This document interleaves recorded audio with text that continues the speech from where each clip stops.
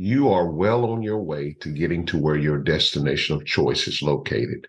The problem is you keep remembering all the pain and the brokenness instead of continuing down the road to recovery. Pain is designed to hurt you and cripple you. But I believe that you can muster enough strength to make this comeback.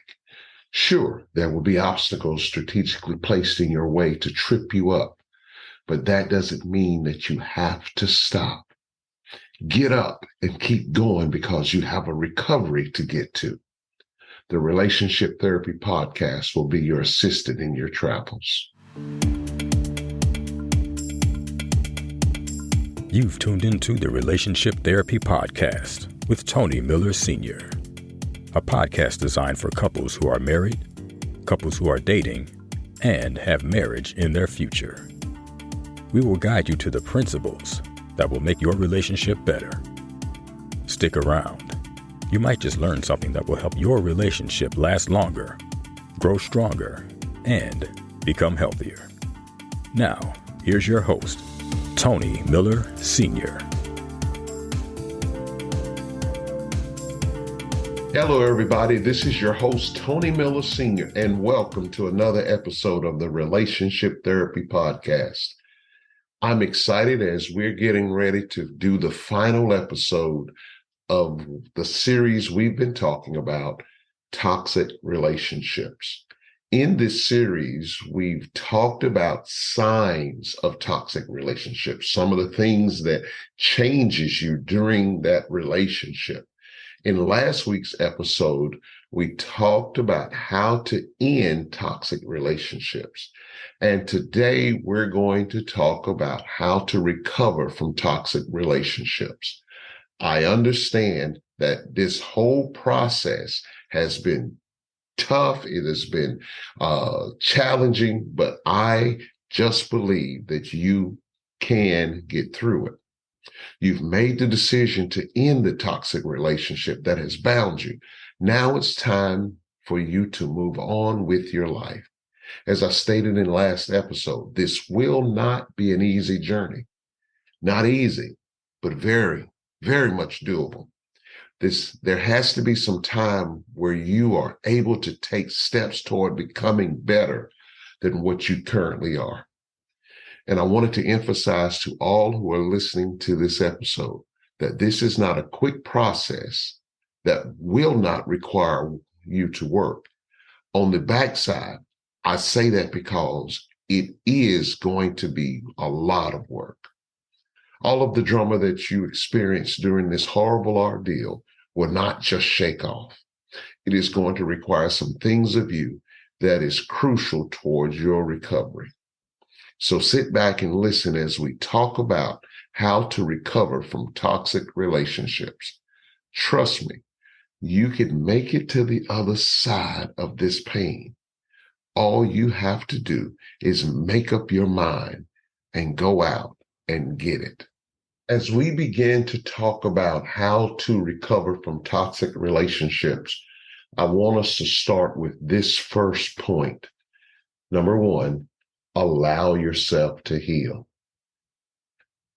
Oftentimes, after something tragic or some trauma, we are guilty of not allowing ourselves to heal. I want you to hear me, and please hear me closely.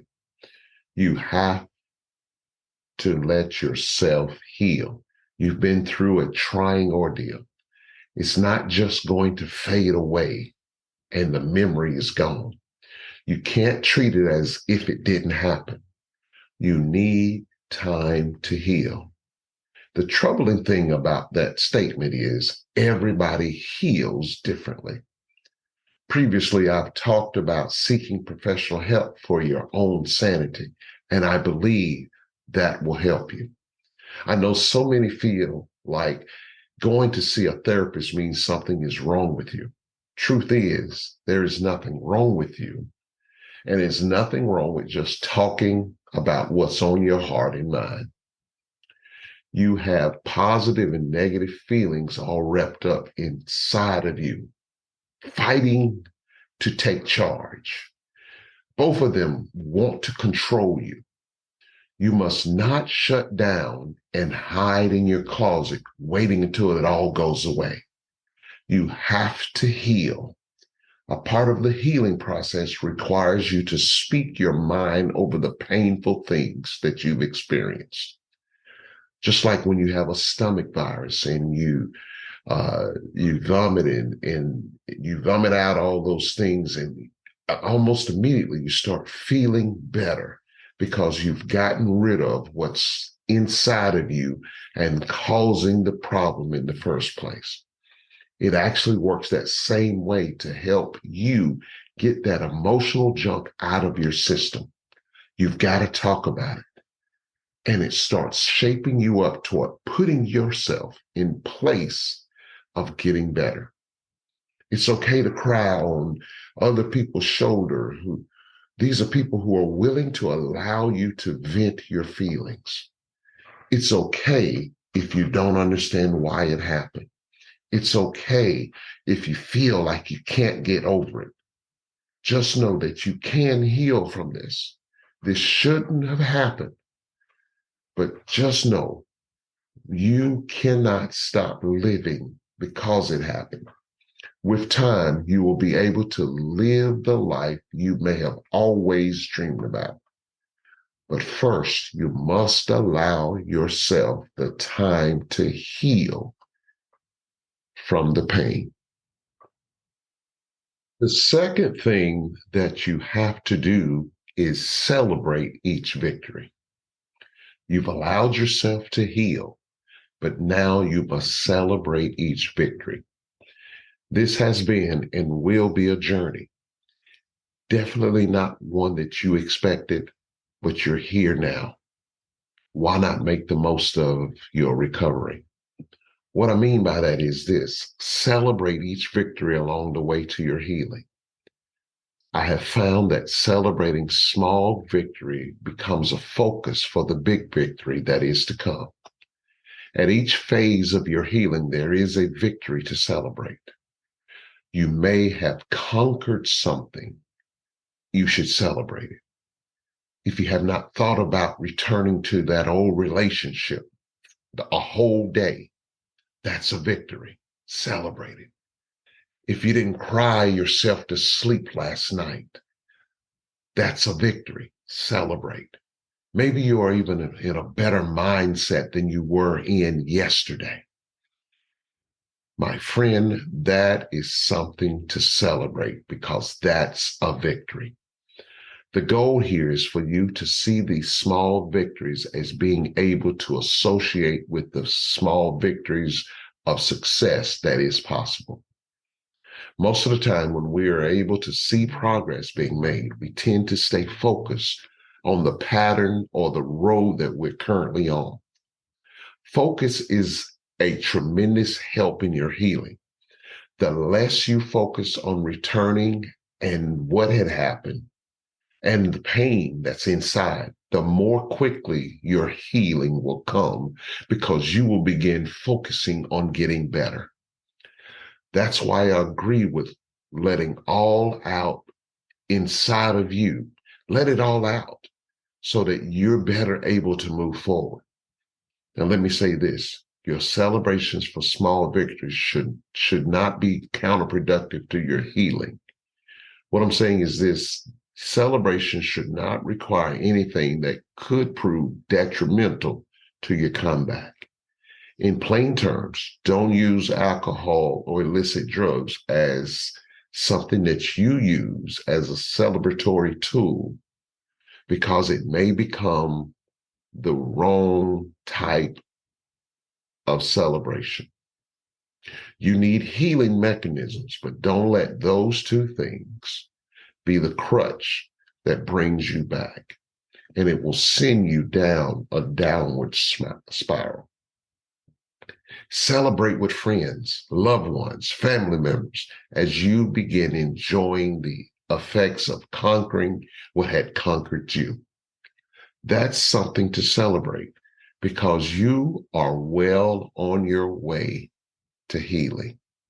Celebrate each victory. So now we're down to point number 3, but let's do a quick backtrack. We talked about number 1, allow yourself to heal. And then number 2, celebrate each victory. Here's number 3, embrace forgiveness. Let me say it again. Embrace forgiveness. Before I start this, I have to be brutally honest. This will be extremely difficult. Anytime there is forgiveness involved, there will be many opinions on what is the criteria for forgiving people who have wronged you. The difference here is that person may or may not have asked for forgiveness. So many people believe that in order to receive forgiveness, the individual must first apologize for their actions. But my Bible doesn't say that. We are to forgive those who have despitefully used us. We're to forgive those who has harmed us, whether they apologize or not. This actually could be a strong healing balm for you. If you're holding your forgiveness hostage, all you're doing is damaging you more during this process. Because when forgiveness is held hostage because of what they did to you, it really takes part of a situation where you've got to be very, very careful, or you will go backwards instead of forward. The process of forgiving someone who hasn't asked for it can be challenging, but it is truly mandatory for taking the next step towards your healing. You have to understand that our goal is to arrive at healing. So let forgiving them be a catalyst for you going in the right direction. By releasing the anger and the unforgiveness for what they did, it is essential toward getting over the pain and the hurt and moving to your next destination of healing. Quiet as it's kept, it's great therapy for us to forgive. Forgiveness doesn't mean that you're okay with what they did and that they're getting away with it. But instead, you are choosing to heal for yourself by going through the difficult and challenging part of forgiving. Let me be extremely transparent to all my listening audience. I had a difficult time forgiving someone on how they treated me. I would say as little as possible to them anytime that I was around them. But then one day, God had spoken to my heart about forgiveness. And he even took it one step further. Not only forgive them, but start praying for them. And once I was able to start praying for them and forgiving them and praying for their well-being, I was able to associate with that person. And needless to say, the relationship got even better because of me forgiving them. Now, I know they may go around and not asking for your forgiveness and still living the type of life that causes harm, but it's about you forgiving them. And even in some cases, you may have to forgive yourself because you were associated with them. Do not hold unforgiveness in, because it will cause eternal damage inside. Go ahead and do the difficult task of forgiving the person who hurt you, forgiving yourself for being involved with that person. And if you embrace forgiveness, I'm pretty confident that forgiveness will embrace you. Here is the final point that I want to make. Number 4, recreate your identity. The situation that you left has robbed you of who you are. Without even knowing it, you lost your identity. You were placed in a situation that actually damaged your psyche. You were ripped off by someone who committed atrocities to your identity. You can go back to what you wanted your life to look like, or you can even recreate yourself. This is the start of a beautiful journey of self-love and self-discovery. Slowly getting yourself back to the person you were before the whole ordeal. You achieve this by doing more of the things you love. And better yet, you can even reinvent who you are by starting something new, learning a new skill, finding new interests, or just experiencing new adventures are just some of the things that will help you reinvent yourself or recreate yourself and help take your mind off of your negative past. It's okay to go back to doing things that you stopped doing during the relationship, or recreating your identity does not mean that you're going to get a facelift and get a name change and move somewhere. But what it actually does is that you're getting ready to do what's best for you. And it's your identity. You run it. You run you. Let me give you a couple of things that may be in your purview of what you're wanting to recreate in your identity. Maybe you want to establish your relationship with God. That's if you didn't already have one. This is possibly the best decision that you will make that will help enhance your healing. A stable relationship with God has a special way of bringing you to true peace. Peace is ultimately what you're searching for.